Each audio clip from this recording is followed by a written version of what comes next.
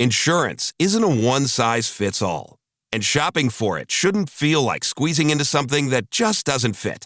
That's why drivers have enjoyed Progressive's Name Your Price tool for years. With the Name Your Price tool, you tell them what you want to pay, and they show you options that fit your budget. Enough hunting for discounts, trying to calculate rates, and tinkering with coverages. Maybe you're picking out your very first policy. Or maybe you're just looking for something that works better for you and your family. Either way, they make it simple for you to see your options. No guesswork, no surprises. Ready to see how easy and fun shopping for car insurance can be? Visit Progressive.com and give the Name Your Price tool a try. Take the stress out of shopping and find coverage that fits your life on your terms. Progressive Casualty Insurance Company and Affiliates. Price and coverage match limited by state law.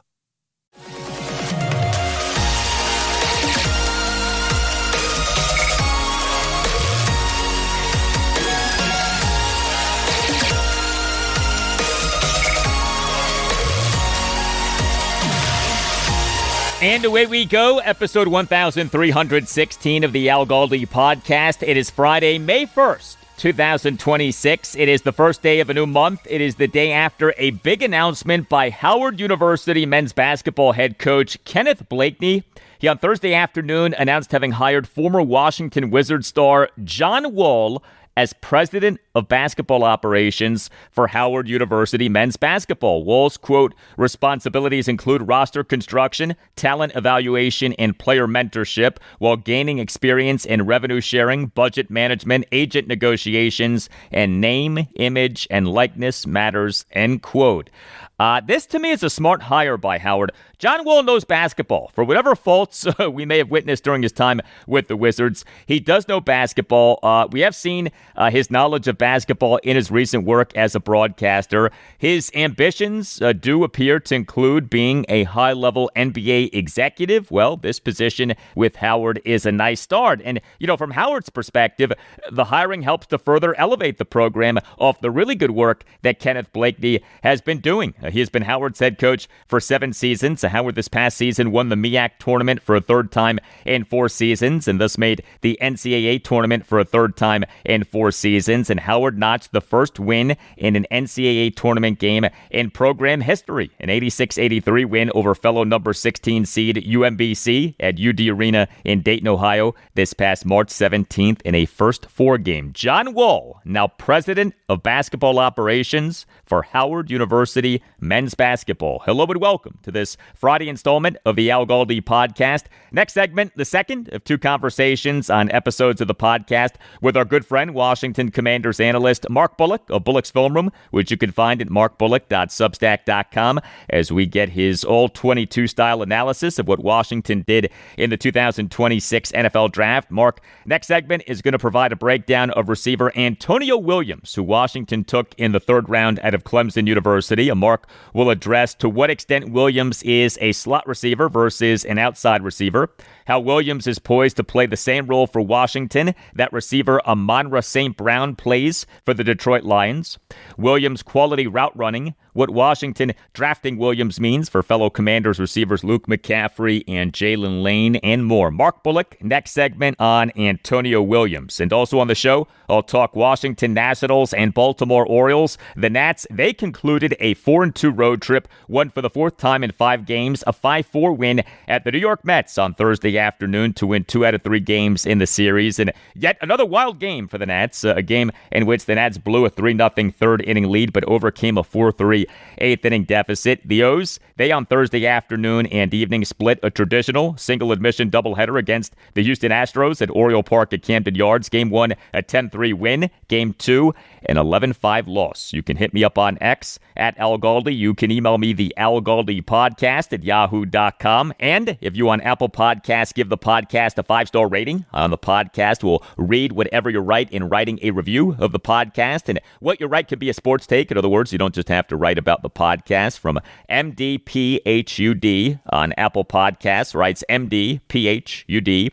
Al has the best Redskins coverage in the area. I hope for health and happiness for your family. I must admit that when you were sick for a few weeks a year or so ago, you were missed. As a rheumatologist, you got me curious when you said autoimmune disease, but in any case, I hope it stays under control. Thank you very much for that, doctor. Yeah. That was a dark time.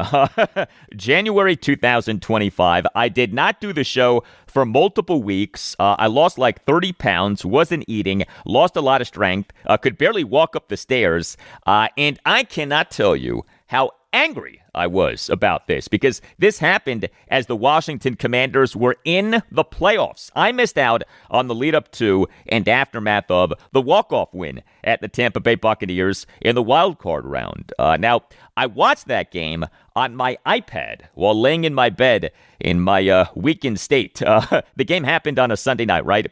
I watched that game on my iPad while laying in bed in my weakened state. I actually saw the walk-off 37-yard doink field goal by kicker Zane Gonzalez as I was falling asleep. I was drifting off. I was in and out of sleep, but I just happened to wake up for the brief moment in which the doink happened.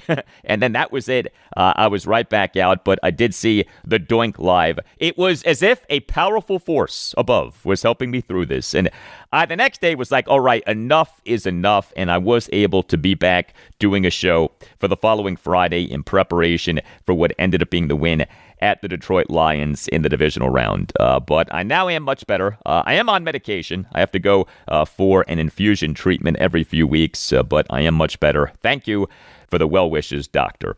Email from Nate G. of something that aired on the big screen at Northwest Stadium now 2 Thursday nights ago, April 23rd, during the Washington Commanders draft night party. Writes Nate, "Hey Al, it has been a while since I've written in. I hope all is well. I just saw a video on TikTok of a woman at Northwest Stadium for the first round of the 2026 NFL Draft. On the big screen in the stadium, the Commanders debuted a new hype video for the Hellraiser uniform, and this got me thinking.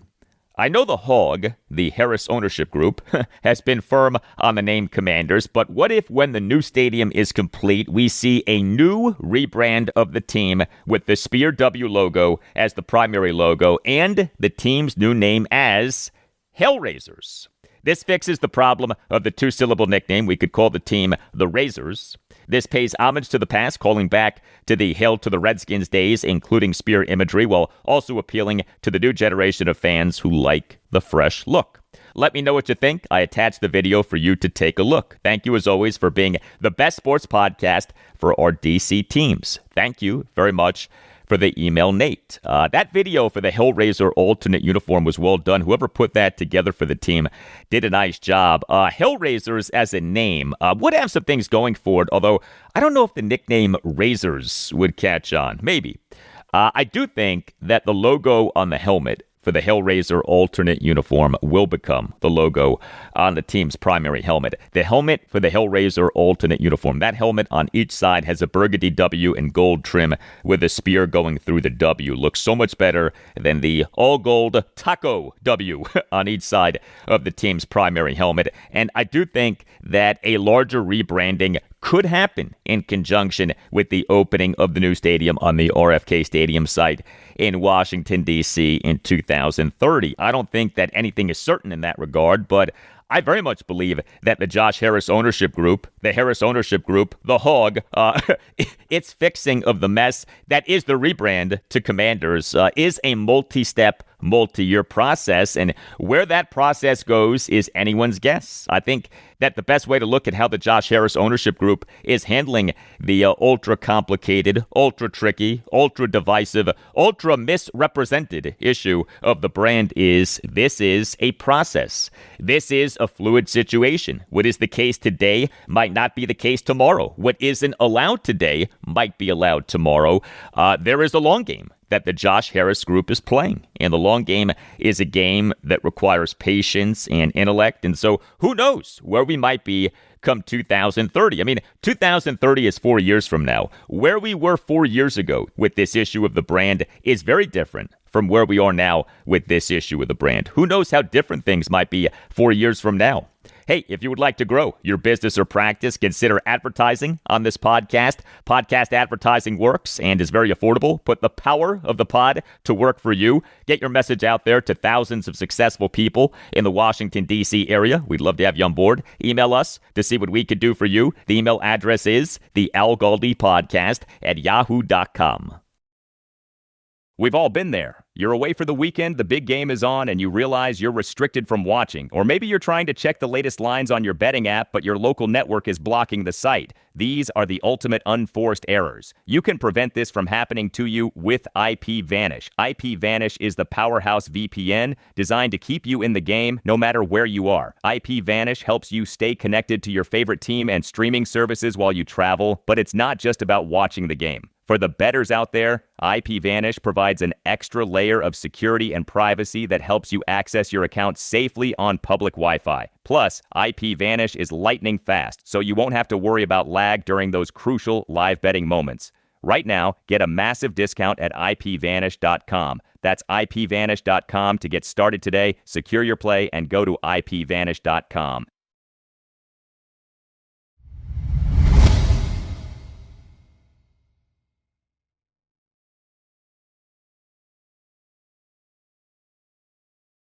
The Washington Commanders last Friday night, April 24th, took Clemson receiver Antonio Williams in the third round of the 2026 NFL Draft. He is the third receiver taken by Washington over its three NFL drafts, with Adam Peters as general manager. Washington took Rice receiver Luke McCaffrey in the third round of the 2024 NFL Draft, took Virginia Tech receiver Jaylin Lane in the fourth round of the 2025 NFL Draft, and now has taken Clemson receiver Antonio Williams in the third round of the 2026 NFL Draft. It is a pleasure to welcome back to the Al Galdi podcast Washington Commanders analyst Mark Bullock. Mark is exceptional at talking Commanders from an X's and O's standpoint. He does tremendous Commanders All-22 breakdowns. You can read his work on his Substack, Bullock's Film Room, which you can find at markbullock.substack.com. Mark has written for The Athletic and for The Washington Post. He also is a Commanders fan. You can follow Mark on X at Mark Bullock NFL.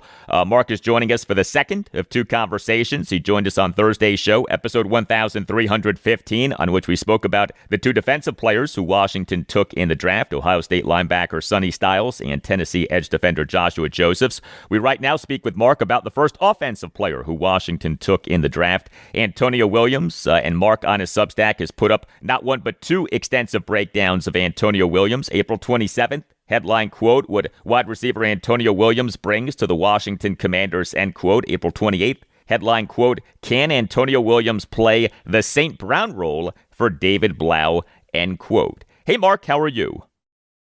Yeah, doing pretty well, thanks. How about you?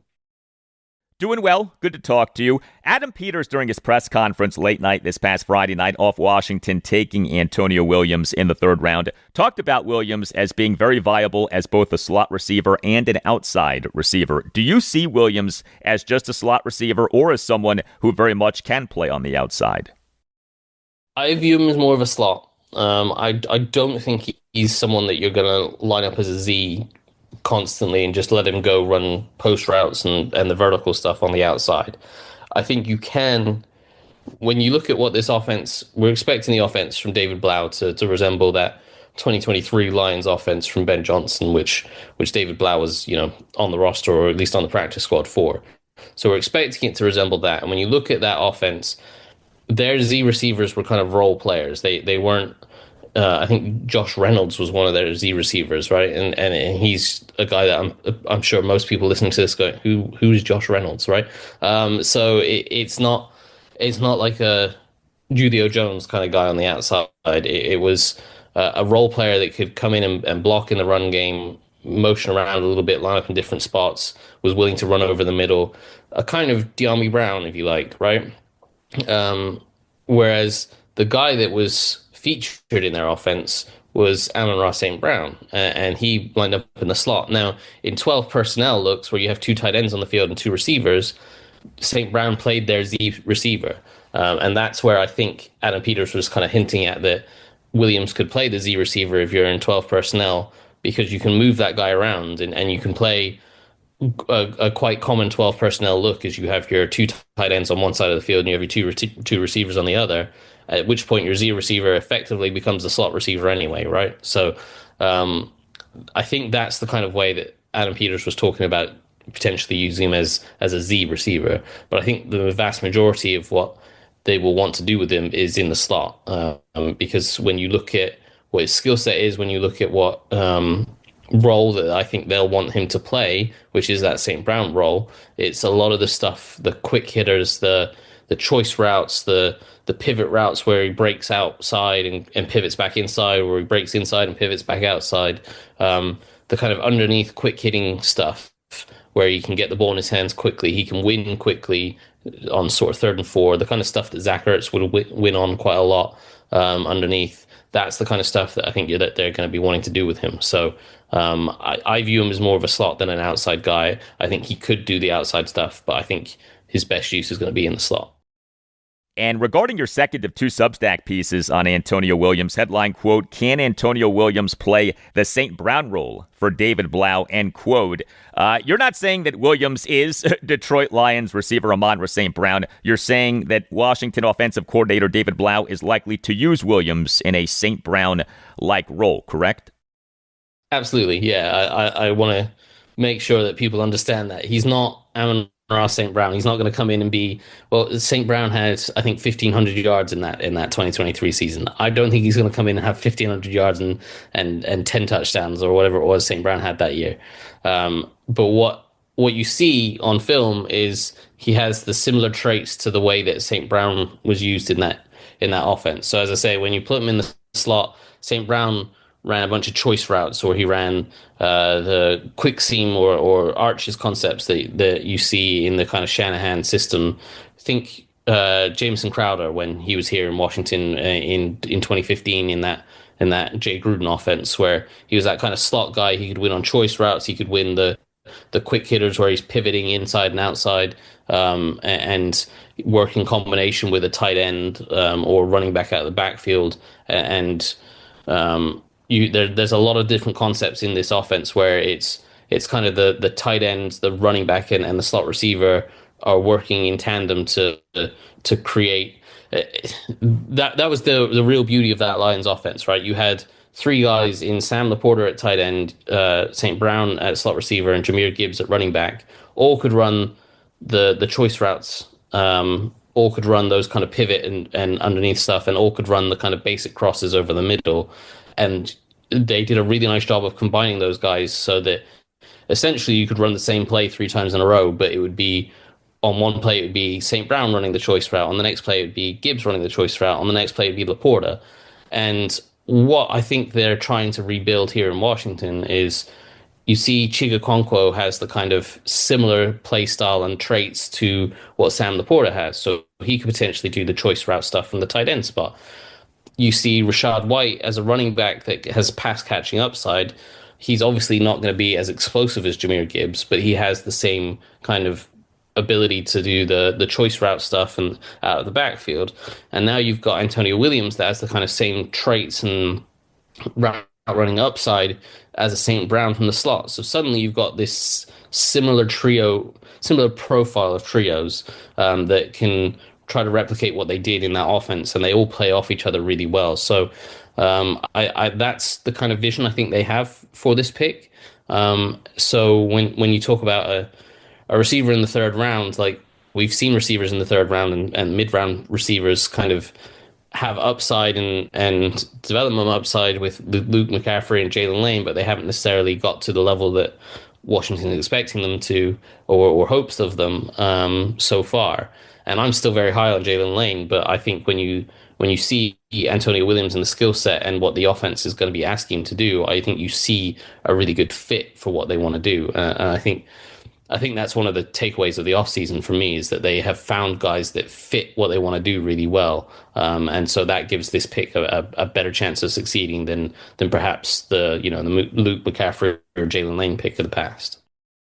Really good to hear all of that about Antonio Williams. Adam Peters, during his press conference late night this past Friday night, called Williams, quote, an NFL route runner, end quote. We know that Washington head coach Dan Quinn likes to bring up players' superpowers. Is route running the superpower of Antonio Williams? Yeah, and I think some Washington fans have got carried away with it a little bit. I've seen online everyone talking about, oh, he's this elite route runner. I don't think he's an elite route runner. If he was an elite route runner, he wouldn't have been there at 71. I think he's a very good route runner, and I think he has the potential to develop into an elite route runner, but he's not there yet. And you see very good route traits from him. You see the quickness at the line of scrimmage he can get caught on press sometimes, but you see the quickness to be able to avoid it quite a lot. You see the quickness in and out of breaks where you can make really sharp cuts. There was a couple of plays against what was the defensive back's name? Jaylin Kilgore, who was expected to be kind of a day 2, late 3rd round pick. He ended up falling, I think, to the 5th or the 6th to the Bills, but he was a kind of slot defender that a lot of people were quite high on. And there was multiple routes where he put Kilgore on the floor from breaking off so sharply, and Kilgore wasn't able to react quick enough and ended up falling over trying to cover him. So we are talking about a guy that has high upside as a route runner, and the skills are very good, but they're not this. He's not going to beat every single corner in the NFL straight away with his route running, right? So he's going to have some development to do in that regard, and some refinement, but it's not like it's Luke McCaffrey or Jaylin Lane that they just ran a bunch of bubble screens and stuff in college and have to completely learn the route tree. He has an understanding of a route tree and how to run things and set up things and attack leverage. It's just refinement, which is where he has the upside and the ability to come in right away and be successful, because it's refining those skills rather than learning them completely from scratch. So I think that's where he has an advantage over the other guys that they've drafted before. We're talking with Washington Commanders analyst Mark Bullock of Bullock's Film Room, which you can find at markbullock.substack.com. A lot of bigger receivers were taken in the 3rd round shortly after Washington took Antonio Williams in the 3rd round. The New York Giants took Notre Dame's Malachi Fields. The Miami Dolphins took Texas Tech's Caleb Douglas. The Baltimore Ravens took USC's Jacoby Lane. The Carolina Panthers took Tennessee's Chris Brazzell II. The Tampa Bay Buccaneers took Georgia State's Ted Hurst. Washington could have had any of these guys. It instead took Williams. Do you wish that Washington had taken one of these bigger receivers, or are you good with the selection of Williams? Well, going into it, I was expecting to go for a kind of bigger outside receiver, but actually, once they made the Williams pick, it's pretty clear that they wanted this kind of St. Brown profile. They wanted this slot receiver, good route runner with the short area quickness to separate underneath. Because they, as I say, when you look at that Lions offense in 2023, the production came from that trio that I talked about. It was Laporta at tight end, it was St. Brown at slot receiver, and it was Jahmyr Gibbs at running back. The outside receivers, they were kind of mixing in. They were role players, and Washington has a big role player in Terry McLaurin on one side, but when you have the kind of Z on the other side, potentially could be Brandon Ayuk, obviously, but like De'Ami Brown, Treylon Burks could do a lot of the stuff that they did with a Z receiver in Detroit in that 2023 offense, where it was kind of the play action stuff, the post routes over the top, the deep curls and comebacks off of play action, and then the kind of drift routes, the stuff over the middle off of play action where they can pick up stuff after the catch. That was the kind of things that you saw those Z receivers doing, whereas the bulk of the offense went through that middle trio attacking the middle of the field, where those three could kind of interchange their roles and allow the offense to run similar plays and similar concepts to keep things easy for the quarterback, but the defense would have a hard time keeping up with it because, as I say, on one play it was St. Brown running a choice, on the next play it was Gibbs, on the next play it was Laporta, so it was a different guy doing those things every time, and that made it hard for the defense but easy for the offense. So clearly they wanted that profile and try to replicate that interior trio of a slot, a tight end, and a running back, rather than the perimeter stuff on the outside. Luke McCaffrey and Jaylin Lane have come up a good bit during this conversation. What about these guys now? Is there a redundancy with them being viewed as slot receivers and now the team having drafted a slot receiver in Antonio Williams? And if Washington does acquire San Francisco 49ers receiver Brandon Ayuk, what exactly are we looking at in terms of targets for McCaffrey and Lane? Yeah, I do think there is. I think that's probably the downside of this pick. I thought Jaylin Lane was going to be the guy that was going to try to fill that St. Brown role because he has the quickness. He's obviously got the long speed as well that you don't see from St. Brown or from other, like he's a 4.3 guy, right? So he's got incredible long speed, but he's also got the short area quickness. And I'm admittedly higher than most people on Jaylin Lane. So I thought he was going to be that guy. Potentially because of his speed, he could do some of the outside, like deep ball stuff. But the kind of the, what they did at times last year was they put him outside, and because of his speed, corners would play so far off of him that he would run a comeback or a curl, and he'd have 5 yards of separation because corners were terrified of the speed. So potentially that's a path that they go down for Jaylin Lane. Luke McCaffrey's not a slow guy either, so and he's a 6'2" receiver, I think. So he has the size to potentially play outside, and you could try to shift him to playing Z if you wanted him to do that. But certainly, like if you start looking at this receiver room, you've got McLaurin, you've got Williams, there's Lane and McCaffrey, there's De'Ami Brown and Treylon Burks. If you add Brandon Ayuk into that, there's suddenly 7 guys and you think they kept 5 last year. At most, they'd be probably keeping 6. Suddenly, there is an odd man out here, and who that would be, like McLaurin's going to be your X, Brandon Ayuk would be your Z, and probably your backup X. De'Ami Brown and Treylon Burks would both be Zs, so potentially there's a redundancy there. Antonio Williams is going to be your slot, and then you've got Luke McCaffrey and Jaylin Lane that are probably both slots. Like a few weeks ago at the owners' meetings when they talked to Dan Quinn, he talked about Lane and McCaffrey being in the slot, right? So he talked about those guys as being slot receivers. So there's potentially redundancy there as well. So there's definitely a battle where one of those guys could end up missing out. But that does happen. Not every draft pick hits. Maybe they'd be able to move one of them in a trade and get something back for them. And I think the upshot of it all is compare it to this time last year where we were going into training camp where Chris Moore and Robbie Chosen ended up coming in and playing significant snaps from last year. So it's a much better receiver room than what they were in at this point last year. So that I think that competition is only a good thing, really.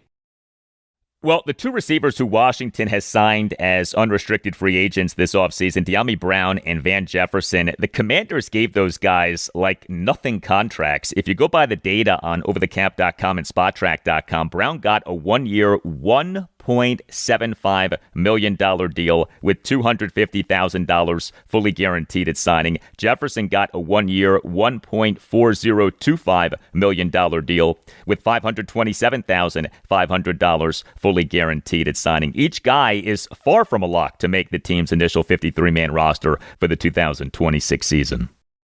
For sure. I don't see Van Jefferson making it. Like maybe, but I don't see it. De'Ami Brown, I think, has a pretty good chance because I think he does a lot of things they want that Z receiver to do. It's whether Treylon Burks can develop into that kind of guy as well with a little bit higher upside. I certainly think one of those guys will probably end up on the practice squad and be able to call up if and when they need it. But and as I say, I think it's a better situation than what they were in last year. But yeah, you look at the contracts. You're right. The contracts kind of tell you where the potential cuts are when guys are on very little. They're not guaranteed to make the roster at all. Final question. So we, over the last 2 shows, have discussed Sonny Styles, Joshua Josephs, and Antonio Williams. Dan Quinn next Friday, May 8th, is doing a pre-practice press conference as Washington begins its 3-day rookie minicamp. Which of the 3 players is most likely to be called by Quinn, quote, a dog-ass competitor, end quote?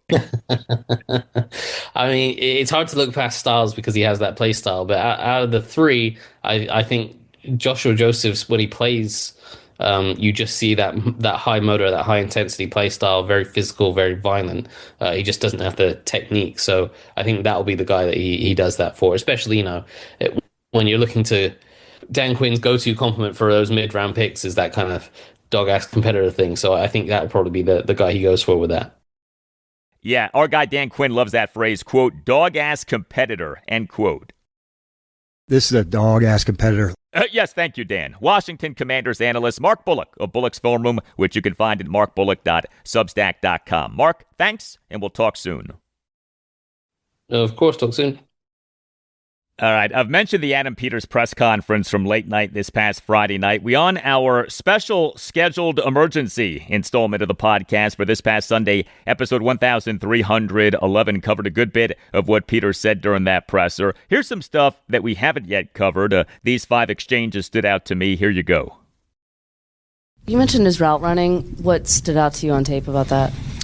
Just the speed and the detail and the precision and the quickness in and out of breaks. He doesn't look like a college guy out there, and that's how they describe him too. He's meticulous with his details and just really, like when we went and saw him, like he's practicing, and it wasn't whether it's a walkthrough or a full speed practice. He's taking it serious, and you saw that all come together on the field. Hey, Adam, you said that the scouts really was high on him and they vouched a lot for him. What were some of those extra tangibles that really stood out for them that sold them on him? Yeah, that's a great question. And like I said earlier, Dustin Reagan did a great job. He's an outstanding area scout. And they really, really speak extremely highly of him, and he's been like that his whole career. Very consistent every day, very detailed, very hardworking, just really a pro's pro in his approach in every facet. And there's a lot of guys we really like and trust there, and they shoot us straight, and they couldn't speak highly enough about him. They go out of their way to sit and say great things about him.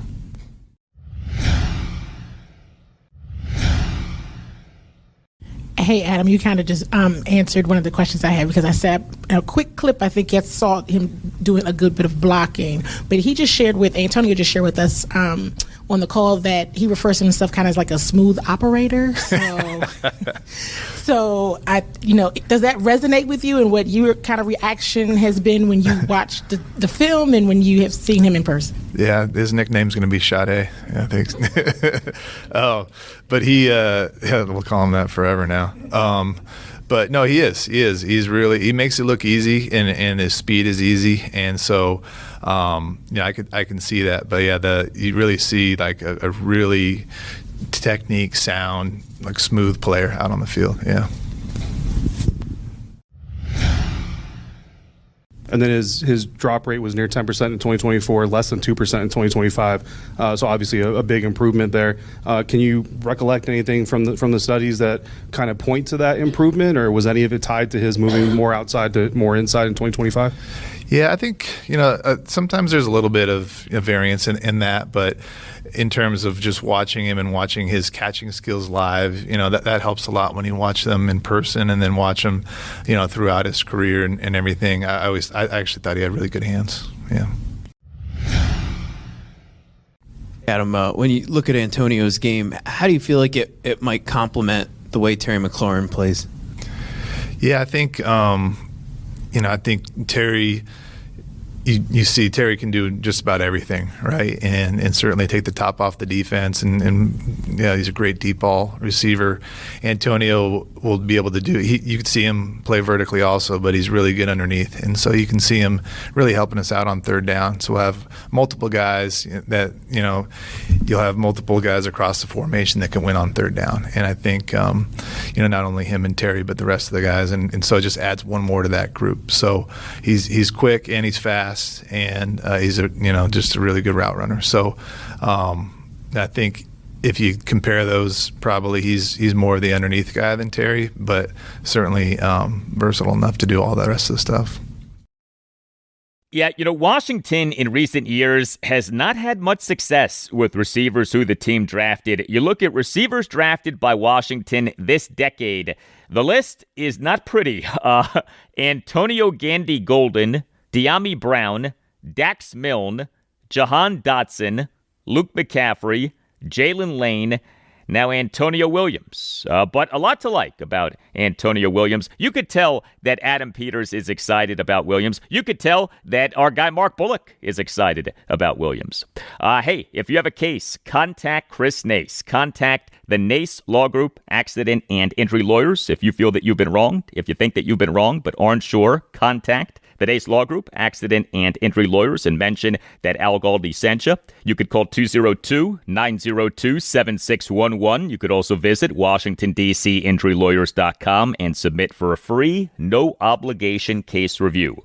The Nace Law Group, it features compassionate lawyers and zealous advocates for its clients. Led by the great Chris Nace and founded in 1979, the Nace Law Group is a Washington, D.C.-based family law firm that handles medical malpractice, personal injury, birth injury, legal malpractice, and consumer protection cases, offering aggressive advocacy for victims in Washington, D.C.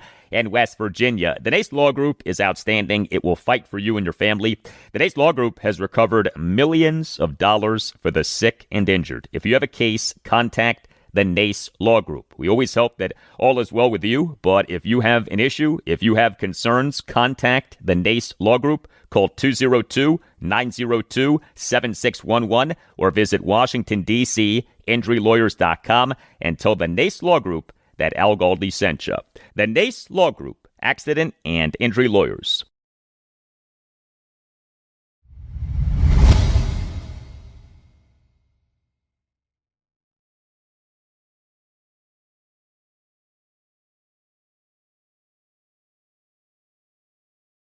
Well, we now are through the month of April. The Washington Nationals now are through about a fifth of their 2026 regular season. 32 games down, 130 to go. The record is 15-17. That works out to going 76-86 over 162 games. All things considered, not bad for a team in season number one of a restarted rebuild. The Nats now have won 4 of their last 5 games. A 5-4 win at the New York Mets on Thursday afternoon to win 2 out of 3 games in the series and to conclude a 4-2 road trip.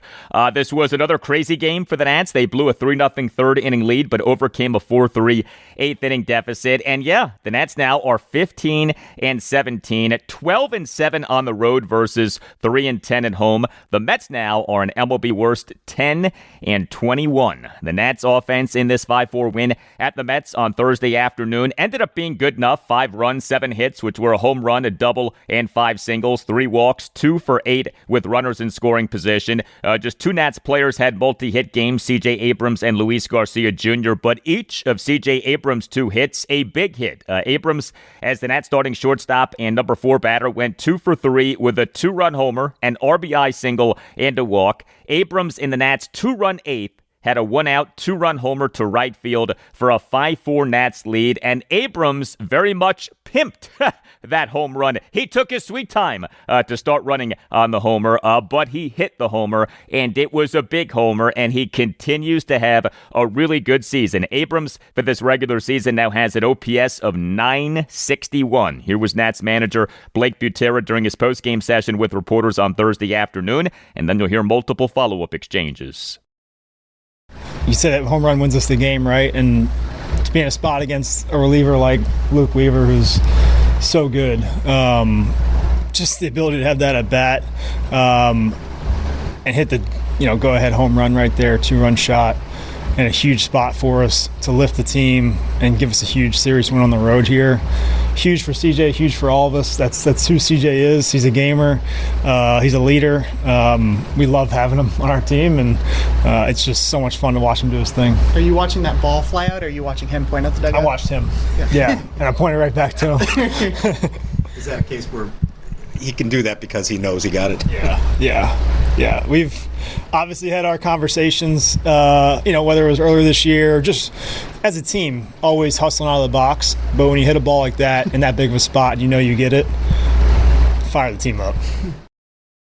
Yeah, C.J. Abrams in that spot, a proper pimping of the home run. And did you happen to notice that Blake Butera said of C.J. Abrams, quote, "We love having him on our team," end quote.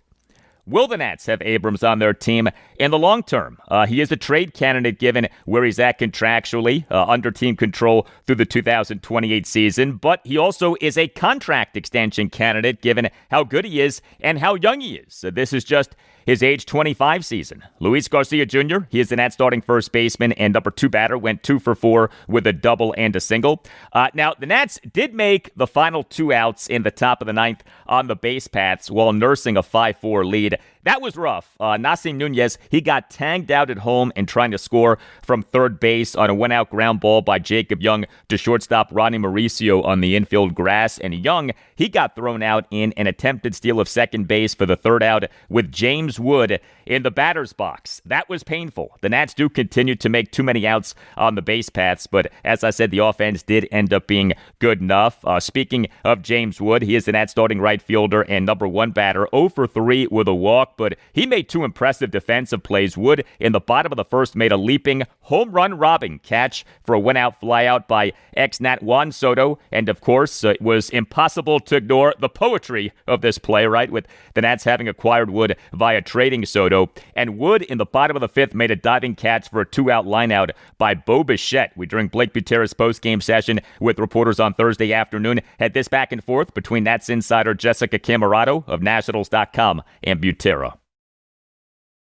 With James on defense today, what did you think of that home run robbery against Soto? Unbelievable. I mean, 2 plays he made out there. He just seems to get better and better. And I think it's just a testament to James, a testament to our coaches, just the work that they've put in together starting this offseason and continuing to do that every day. He's out there yesterday throwing the bases, in the middle of the season. Like, he cares about his defense. He wants to be a good defender at the age that he is, to see what he's starting to do on that side of the ball. We all know he can hit, but he's showing just all the different tools he has in terms of running, defense, offense. It's fun to watch. What is he doing now that allows him to make a play at the wall like that and then lay out in the field like that? I mean, I think from a fundamental standpoint or a foundation standpoint, his first step has been really good. He's been really working on that, and then he's getting the balls now, and I think when you start getting the ball and start making some plays, you gain some confidence out there, and he looks as confident as I've ever seen him. He's just going after balls and making huge plays. All right, the Nats starting pitcher in this 5-4 win at the Mets on Thursday afternoon was Miles Mikolas. He started a game for the first time in 4 turns in the Nats rotation as opposed to being used as a bulk pitcher following opener P.J. Poulin. Mikolas allowed 3 runs in 4 innings, but he was better than that final line indicated. He gave up 3 hits, which were a home run and 2 singles. He issued a walk. He recorded 3 strikeouts. He threw 79 pitches, 49 strikes, 30 balls. So all 3 of the runs that Mikolas allowed came in the bottom of the 3rd as he off retiring each of the Mets' first 2 batters in the inning, then issued a 2-out 10-pitch walk of Bo Bichette, despite having had him down in the count at 1.02. Gave up a 2-out opposite field single by Juan Soto to left center field, and gave up a 2-out 3-run homer by MJ Melendez to right field on a 1-2 pitch to tie the game at 3. It was a shame that bottom of the 3rd unraveled as it did, but Mikolas rebounded to toss a perfect bottom of the 4th, giving way to the Nats bullpen, which was terrific. The Nats relief pitching in this 5-4 win at the Mets on Thursday afternoon, very good, concluding a terrific series for the Nats bullpen. 3 Nats relievers combined to allow 1 run in 5 innings. Mitchell Parker allowed 1 run in 3 innings. Richard Lovelady tossed a 2/3 of a scoreless inning. He, in the bottom of the 8th, gave up a leadoff double by Juan Soto off the center field wall, but then retired each of the Mets' next 2 batters. And Gus Varland tossed 1 1/3 scoreless innings for a 4-out save, despite giving up a 2-out double in the bottom of the 9th. Nats relievers over the 3 games in the series combined to allow 1 run in 12 1/3 innings. The Nats bullpen, which of course has been quite bad, in this series was really good. Next up for the Nats is a 6-game homestand beginning with a 3-game series against the Milwaukee Brewers at Nationals Park. Game 1 Friday evening at 6:45. Jake Irvin will be the Nats starting pitcher. Game 2 Saturday afternoon at 4:05. Foster Griffin will be the Nats starting pitcher. Game 3 Sunday afternoon at 1:35. Zach Littell will be the Nats starting pitcher.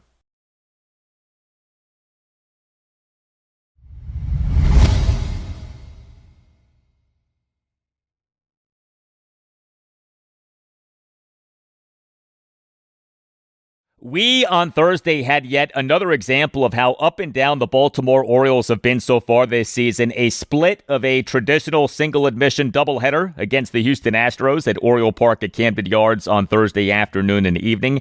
Game 1, a 10-3 win. Game 2, an 11-5 loss. So a 7-run win followed by a 6-run loss. That right there is your 2026 Baltimore Orioles team. The O's did win 2 out of 3 games in the series, but they went 3-3 on the homestand. Again, up and down. The O's in MLB's 2026 regular season now are 15-16. They in this doubleheader split with the Astros on Thursday were good offensively. The 10-3 win in Game 1, the O's scored 10 runs on just 6 hits, but 4 of the 6 hits were extra base hits as the O's had 2 grand slams, 2 doubles, and 2 singles, and the O's drew 7 walks, and the O's went 3 for 5 with runners in scoring position.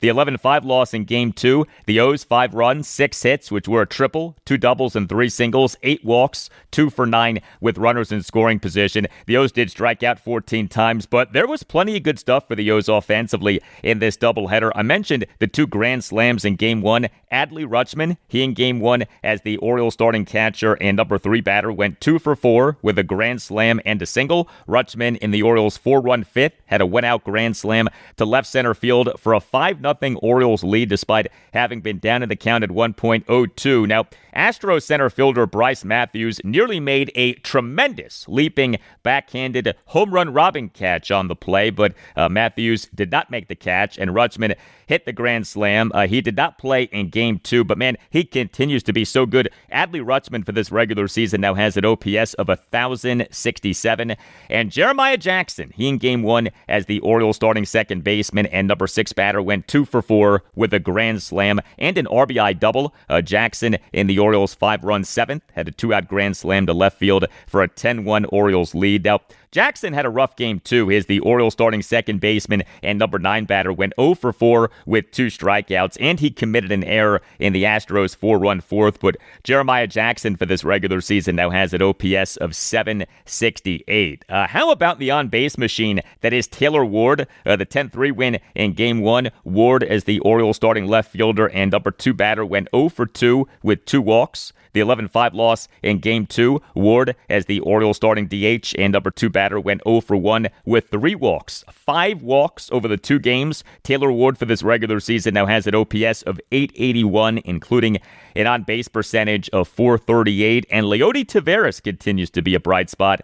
Did not play in Game 1, but he in Game 2 as the Orioles starting center fielder and number 7 batter went 1 for 3 with a 2-run triple and a walk. Leody Taveras for this regular season now has an OPS of 852. 2 very different outings from Orioles starting pitchers in this doubleheader split with the Astros on Thursday. The 10-3 win in Game 1, Chris Bassett did well. He allowed 1 run in 6 2/3 innings with 7 strikeouts versus 1 walk. Gave up 7 hits, all of which were singles. So threw a lot of strikes, 94 pitches, 62 strikes, just 32 balls. And he needed this. Bassett has been a disappointment. Chris Bassett in this regular season, even with what he did on Thursday afternoon, 6 games, all starts, ERA of 5.46, whip of 1.86, but he was really good on Thursday afternoon. Here was O's manager Craig Albernaz during his post-game session with reporters on Thursday afternoon on Chris Bassett. Yeah, it's huge. It's a huge outing for us. Bass stepped up for the boys, and like we talked about pregame, he was efficient with his pitches, was unpredictable. He did a great job of landing all his pitches in the strike zone and also inducing chase with it as well, especially with the curveball. He did a great job of protecting the heater and kind of surprising guys with 2 strikes. Yeah, so Chris Bassett, very good in Game 1 of the doubleheader, but the 11-5 loss in Game 2, Brandon Young got rocked. He allowed 10 runs, 7 earned in 4 innings, gave up 10 hits, which were 2 home runs and 8 singles. He issued 2 walks. He recorded 2 strikeouts. He threw 82 pitches, 51 strikes versus 31 balls.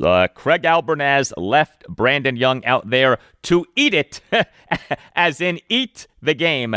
And Young ate a whole lot. Again, 10 runs, 7 earned in 4 innings. Young became the first Orioles pitcher to allow at least 10 runs in a regular season game since Andrew Kashner on August 2nd, 2018. Andrew Kashner, there's a name from your Orioles past. Here was Craig Albernaz during his postgame press conference on Thursday evening on Brandon Young.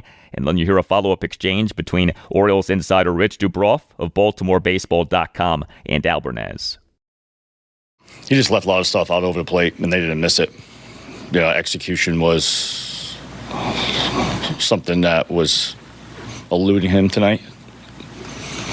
And they didn't miss anything out over the plate. Did you feel like with going Yankee Stadium, you felt like you needed to leave him out there to preserve the bullpen as much as you could? Yeah, I mean, with 2 games today, it's tough to rip through your pen. And not to mention, it's not even Yankee Stadium. It's just we're going through a 13-game stretch, and the kind of cripple your pen in this game would be extremely difficult for us to come back from. Yeah, this doubleheader on Thursday for the O's started a stretch of 15 games in 14 days with no scheduled off days. So the Orioles' next scheduled off day is Thursday, May 14th. The Orioles' relief pitching in this doubleheader split with the Astros on Thursday was pretty good. The 10-3 win in Game 1. 3 Orioles relievers combined to allow 2 runs, both of which were unearned in 2 and a third innings. Anthony Nunez allowed 2 runs, both of which were unearned in 1 inning, as he in the top of the 8th allowed 2 unearned runs on 3 singles and a 2-out throwing error by third baseman Kobe Mayo. The 11-5 loss in Game 2, 4 Orioles relievers combined to allow 1 run in 5 innings. Cameron Foster allowed 1 run in 2 innings. So the O's on Wednesday evening announced having recalled Foster from AAA Norfolk. So, the O's are doing just enough good to stay viable, but are not doing enough good to really take off. And yes, the O's have been walloped by injury for a 3rd consecutive season that has to be entered into the evaluation. But this is a frustrating team to watch because at times you see the team do so well and you're like, okay, let's go. It's time to believe. And then you see what we saw in Game 2 of this doubleheader, and it's like, yeah, this team just is not that good. The team needs to be better defensively, too. The O's have been way too sloppy defensively. Next up for the O's is a 7-game road trip beginning with a rare 4-game wraparound series at the New York Yankees. So the O's have not yet announced starting pitchers for the series, but Game 1, Friday night at 7:05. Game 2, Saturday afternoon at 1:35. Game 3, Sunday afternoon at 1:35. Game 4, Monday night at 7:05.